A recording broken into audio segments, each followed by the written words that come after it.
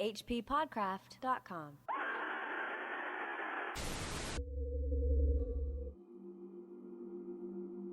The oldest and strongest emotion of mankind is fear, and the oldest and strongest kind of fear is fear of the unknown.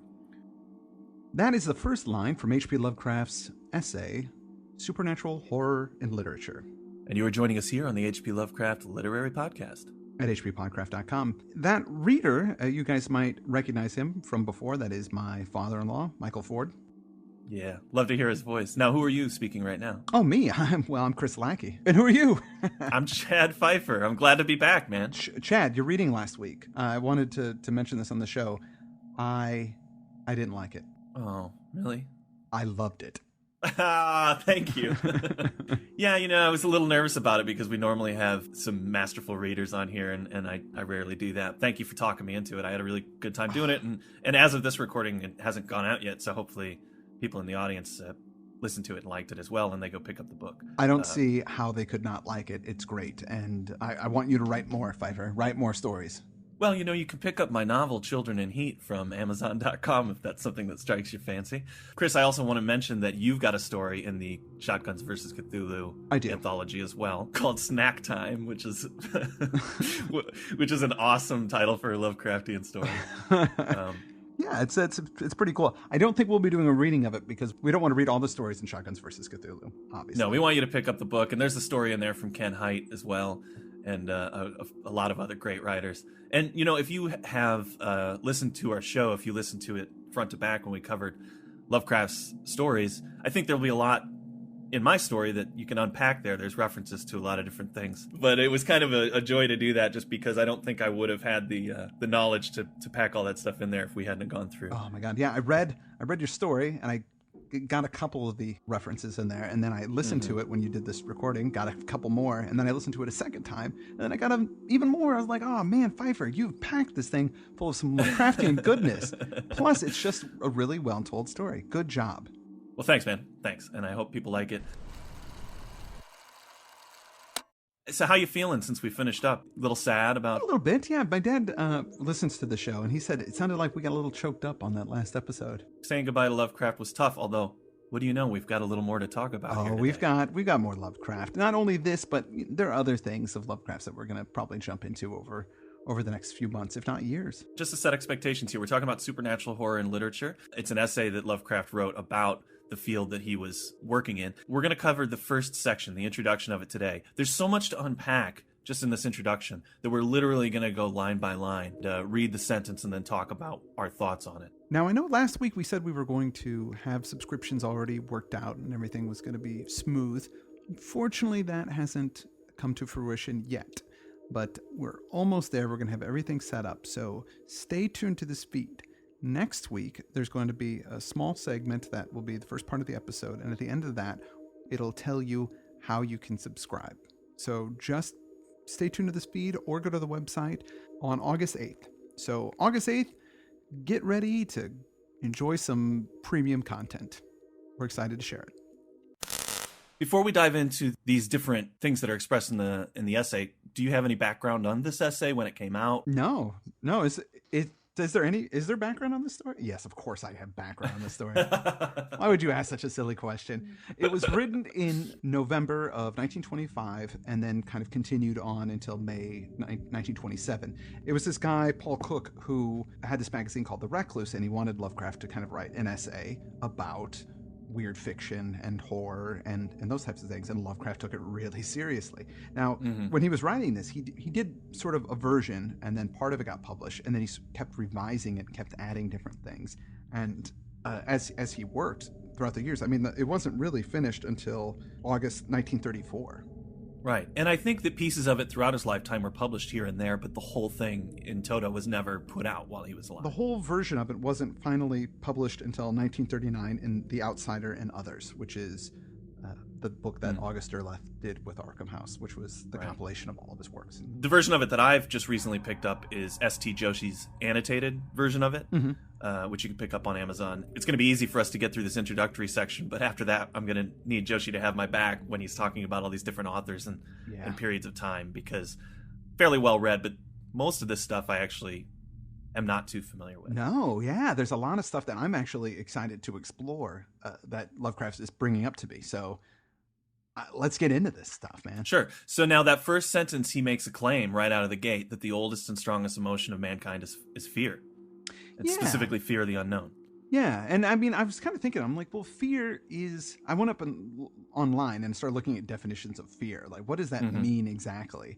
And basically, fear is the emotion of perceived threat. Like, if you think something is threatening or could threaten you, you will feel that emotion, and that is what we call fear.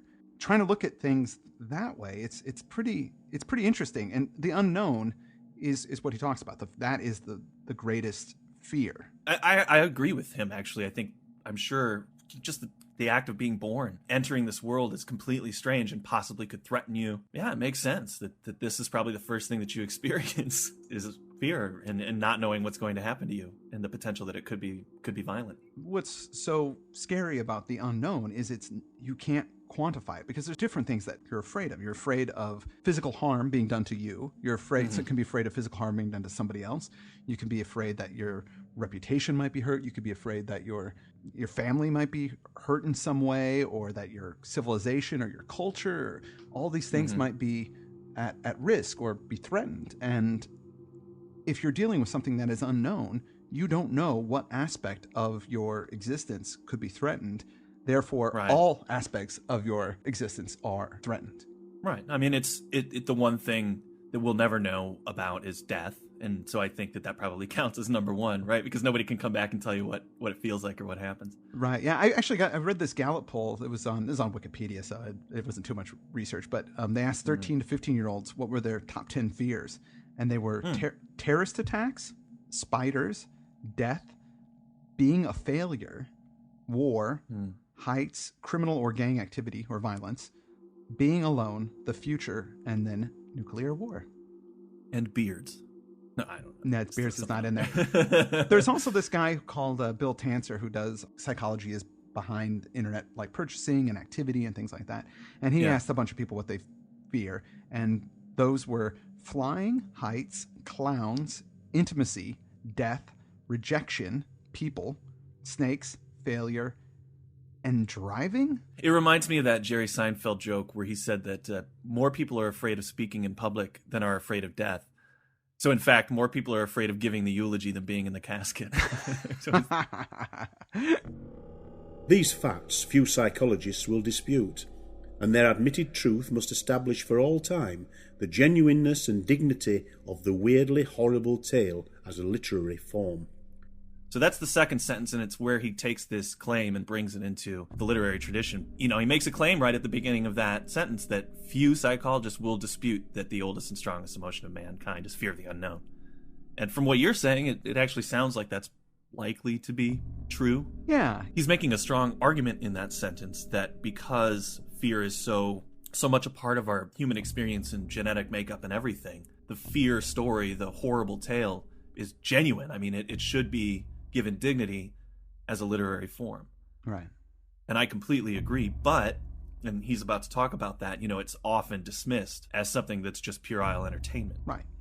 Against it are discharged all the shafts of materialistic sophistication, which clings to frequently felt emotions and external events, and of a naively insipid idealism which deprecates the aesthetic motive and calls for a didactic literature to uplift the reader towards a suitable degree of smirking optimism. So there's a lot to unpack in that sentence. I had to read it a couple of times. He's saying against it are discharged all the shafts, you know, arrows, attacks of a sophistication. I think he's talking about maybe the literary scholars or you know, the erudite. They cling to this materialistic sophistication, meaning they want things to be about the real world. They want things to be about emotions and external events which are frequent, things that everybody experiences. They think the stories in literature that are good are those that point toward a sort of idealism, which he calls naively insipid, right? But we're talking about common forms. If you put this in film terms, it's the idea that there's got to be a 3-act structure and at the end there's a happy ending, or a person's changed over time. He says a didactic literature, meaning a literature that instructs your life and uplifts you towards a suitable degree of smirking optimism. Right. Happy endings, right? Like, I think of Candide by Voltaire when he makes fun of the philosopher that says we live in the best of all possible worlds and the best of all possible times, and that's just the way things are. It's this smirking optimism. But I have to say that to a degree there is some truth to that, because now I know Lovecraft's attacking these guys here, but on the defense of these people, I feel like most of my life isn't dictated by fear, or at least I don't run around being afraid all the time. Sure. I don't really feel afraid very often. And I think, he talks about this a little bit moving on, where people get titillated by it because it's sort of a foreign feeling most of the time. But I don't know if he's necessarily attacking these people. His language is deriding them a little bit. But in the next paragraph, he talks a little bit and he says, hey, you know what? That is the stuff that we deal with for the most part. So, it has its place. It does. But I think he's really saying that doesn't have to be the only thing that's out there. This fear of the unknown is worth being treated in literature. But in spite of all this opposition, the weird tale has survived, developed, and attained remarkable heights of perfection, founded as it is on a profound and elementary principle whose appeal, if not always universal, must necessarily be poignant and permanent to minds of the requisite sensitiveness. So it's not going to appeal to everybody. No. But to people who are open to it, it can have a very profound effect. That's what I'm getting from I think people that have felt that genuine fear at times in their lives and need to confront it in a way, or at least experience that emotion. And it is titillating to be afraid or to be scared. Sure. Watching a horror film, or, like we used to work in haunted houses, and that was all about people wanting to be scared and scaring other people. I gotta say, I have had the best discussions about ghost stories where people are, you sit around. Sometimes this happens in a social setting where suddenly everybody's exchanging stories and you're talking about weird things that happened to you. Mm-hmm. Those conversations, by and large, have happened with this introductory statement: oh, I don't like horror movies. This happens all the time where somebody go, no, I don't like that stuff. I can't read Stephen King. It's too scary. I can't do it. Oh, really? Yeah, that stuff creeps me out. When I was a kid, my grandma's house, there was this, and then boom, you're off to the races. Because they do like it. Yeah. It's just that they're not consumers of it. Yeah. Which kind of leads into what he says next, which is, the appeal of the spectrally macabre is generally narrow because it demands from the reader a certain degree of imagination and a capacity for detachment from everyday life. Before you can really appreciate these types of tales, you got to get your head out of the day-to-day. You have to get your head out of the day-to-day because you aren't confronted with universal or cosmic horrors at all in your day-to-day life, or at least not usually. Especially if you're a guy who works at a factory or something like that. You go in, you wake up in the morning, you have your breakfast, you go to work, you deal with people you come back, you see your family, and you start all over again. You don't really have a place in your life to sort of open your mind up to those possibilities, the unknown horrors that can exist out in that universe. It takes a little effort. Yeah, and I also think that I think all entertainment and literature, and I do think that all of it kind of serves to help us process things in the human experience. And often, you're going to think I'm silly, but it's something like the Kardashian shows. Mm-hmm. They make sense to me because it's easy to deride that kind of stuff, because if you watch it, nothing happens. It's just people going around making phone calls, eating breakfast, arguing with their friends. But that's what we're all doing, and I think sometimes you need to reach out and watch somebody else go through it just so you don't feel so alone, even if it's on this kind of stupid celebrity level. I think the very mundanity of it is why people connect to it. Yeah. Oh, these people who are fabulously wealthy and beautiful, they're going through the same stupid arguments and things like that. Right. And so if you have time to interact with literature or entertainment, sometimes that's just what you need to seek out. Even if it's like a movie where people are breaking up and it's sad and everything's very average. It's like the worst things, or soap operas. Everything's terrible that's happening to these people all the time. Yeah. And that helps you go, okay, I'm connected to the larger human experience. So if you need to kind of have a comfort level with that before you can then take that next step and free yourself up to remember what it's like to be really afraid. Relatively few are free enough from the spell of the daily routine to respond to rappings from outside, and tales of ordinary feelings and events, or of common sentimental distortions of such feelings and events, will always take first place in the taste of the majority. Rightly, perhaps, since of course these ordinary matters make up the greater part of human experience.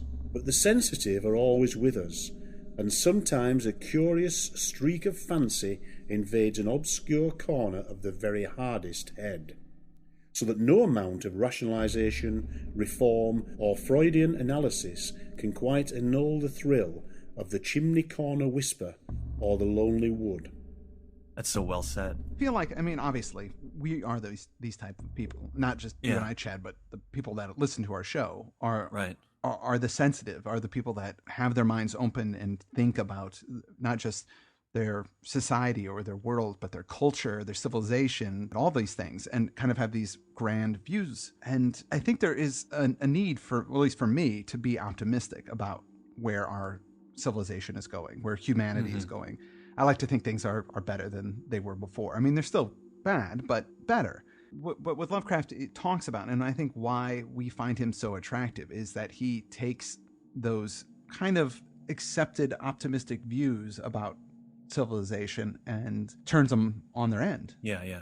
Well, here in this thing that he just said, what was interesting to me about that was no amount of Freudian analysis can annul the thrill of the Lonely Wood or a Chimney Corner Whisper. I think what he's getting at there is, and we talked about anxiety a minute ago, but you might go, gosh, I'm really afraid of this or that, or I have this phobia.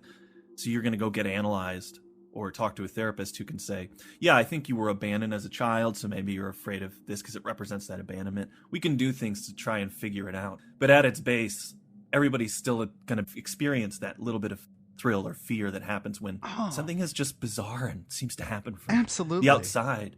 And I think we even crave it a little bit. I always think about when I was a kid and I'd be crossing through the house after I'd gotten up to go to the bathroom or something, and there was a mirror in the hallway, and I had to pass that mirror when I would go to my bedroom. I don't know if you've ever done anything like this, but as I would pass it in the very, very dim light, I would make a horrifying face in the mirror just to scare myself, you know? Oh, yeah.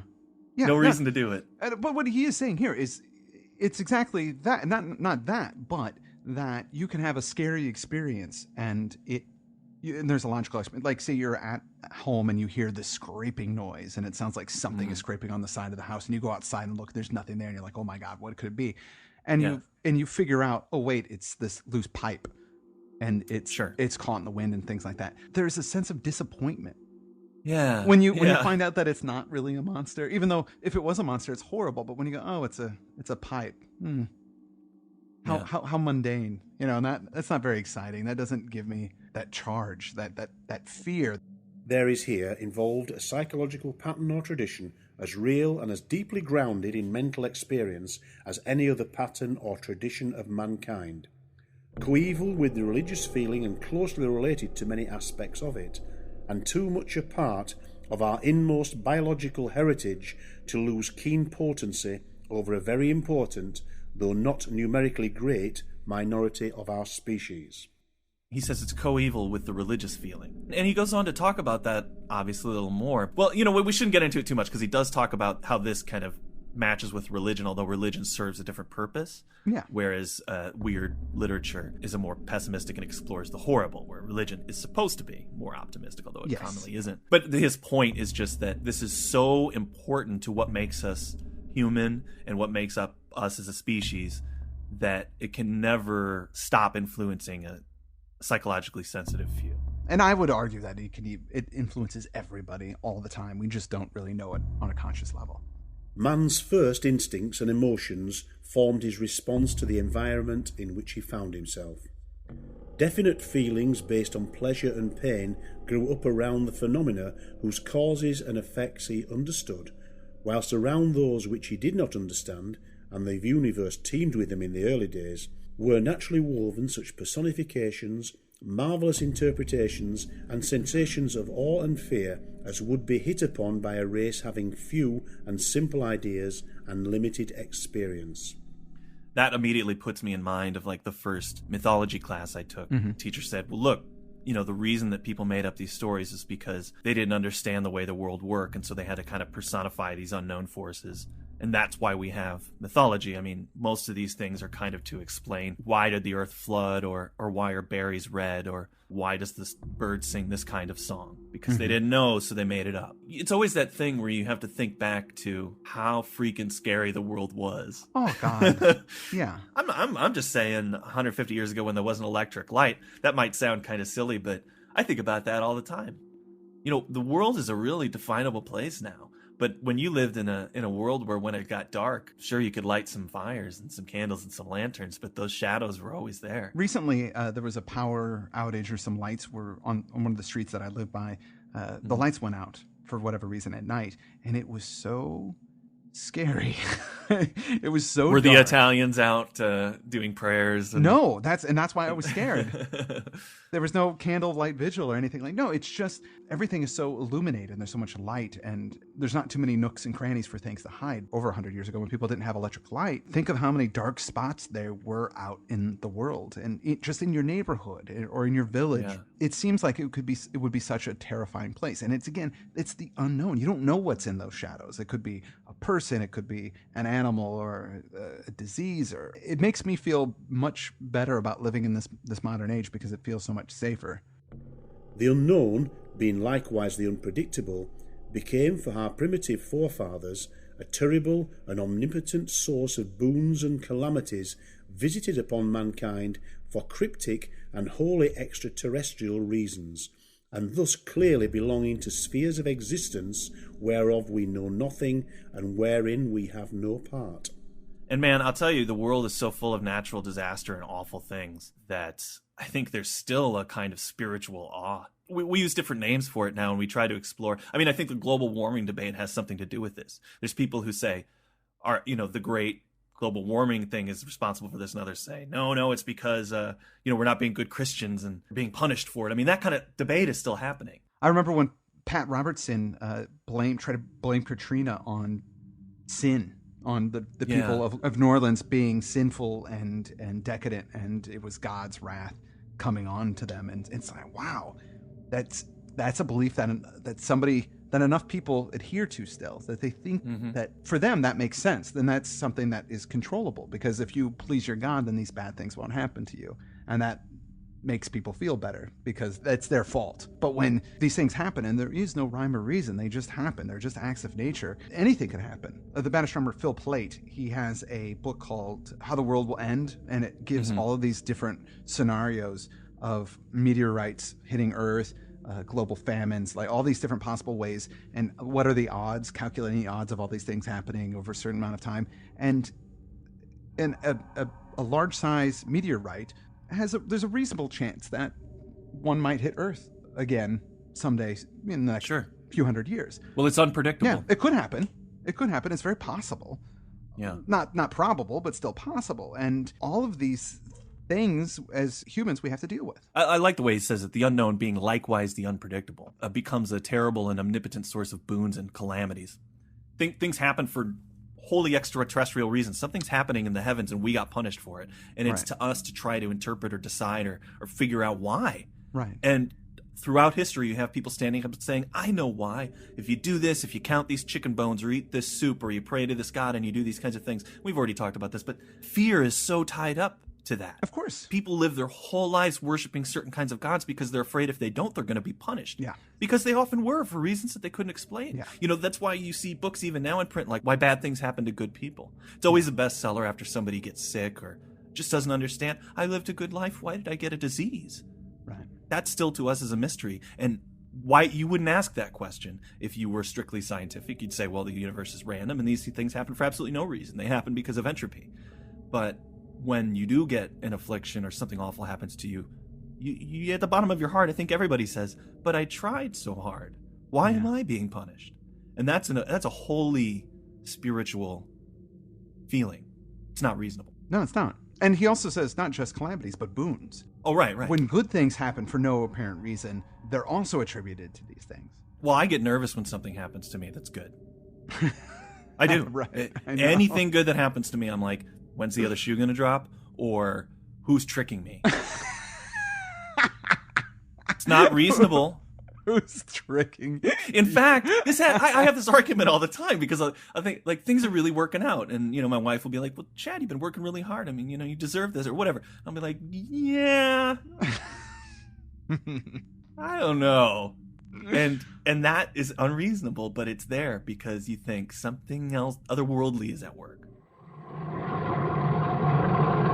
All right, well, Chris, we're already in the third paragraph. Already, we're only in the third paragraph, and we've been talking so much that we haven't gotten very far. So maybe in our next show on supernatural horror and literature in a month, we'll continue through this introduction and get a little further. But this is really where a lot of his literary theory is. Later chapters actually discuss specific stories. Yeah. So when we cover those stories, we'll be able to pull from that. So this is really the important discussion we need to have. Yeah. And let me just close out this third paragraph. He says, The phenomenon of dreaming likewise helped to build up the notion of an unreal or spiritual world, and in general, all the conditions of savage dawn life so strongly conduced towards the feeling of a supernatural that we need not wonder at the thoroughness with which man's very hereditary essence has become saturated with religion and superstition.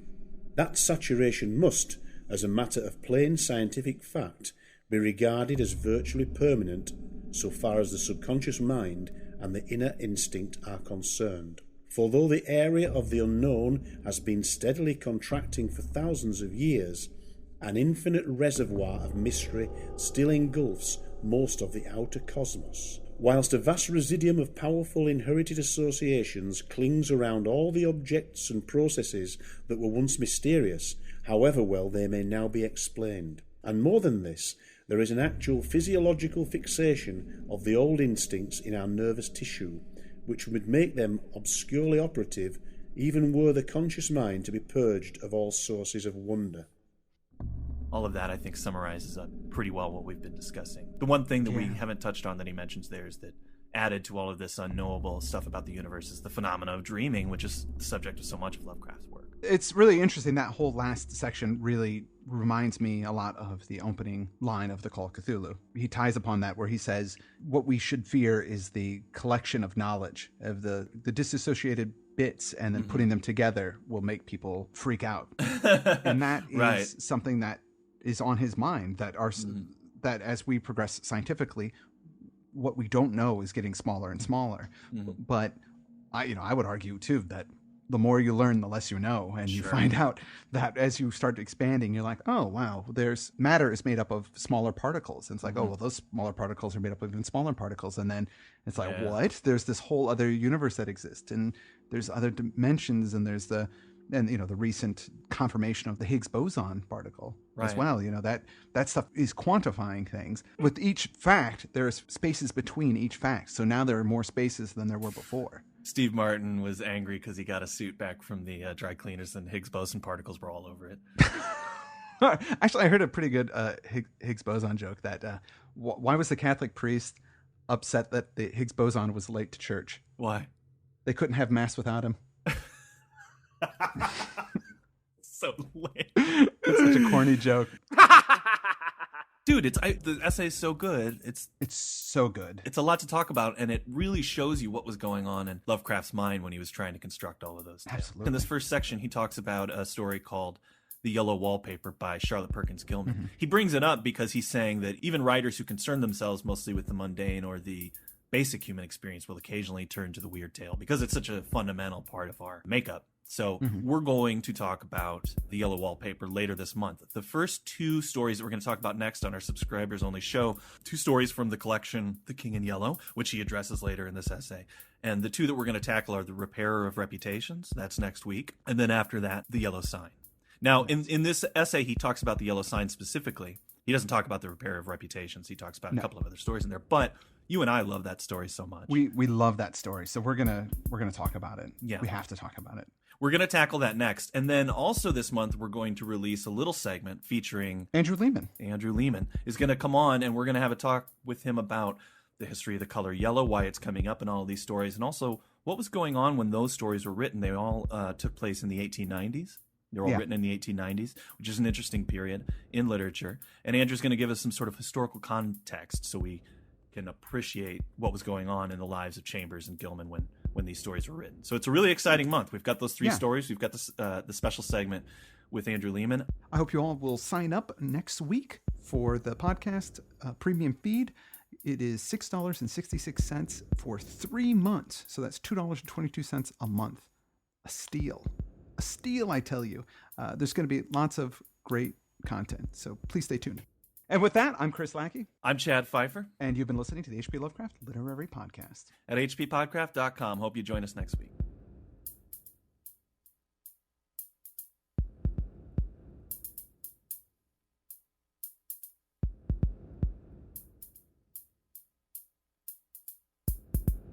hppodcraft.com